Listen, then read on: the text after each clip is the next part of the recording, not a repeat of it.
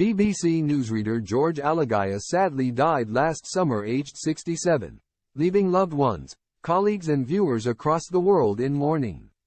George Alagiah, the esteemed BBC newsreader who tragically died last summer aged 67, was deeply supported by his amazing family during his prolonged battle with cancer.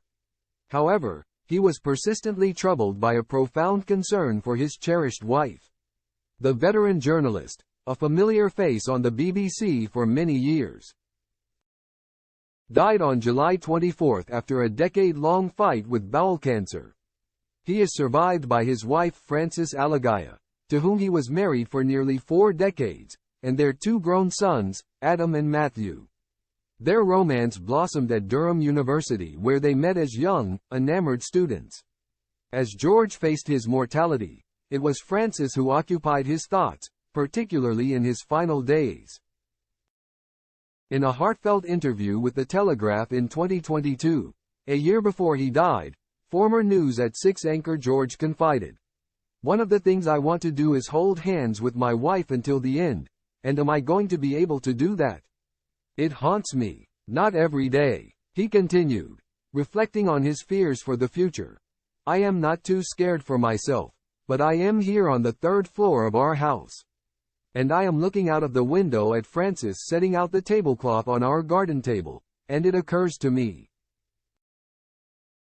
is she going to have to do that for herself one day, and eat on her own?"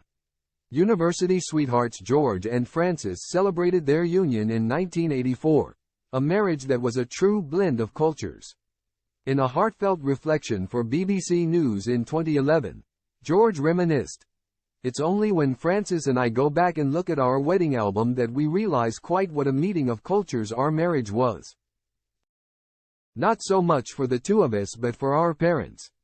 My mum in her red and gold sari and Mary, my mother-in-law, in her floral patterned suit. It sort of sums up the journey the 2 families were making." The couple, hailing from diverse backgrounds, overcame societal barriers to build a fulfilling life together, with both achieving notable success in their respective fields. George left an indelible mark on journalism, while Frances dedicated herself to philanthropy, becoming Senior Partnerships Advisor for the Fair Trade Foundation in 2002.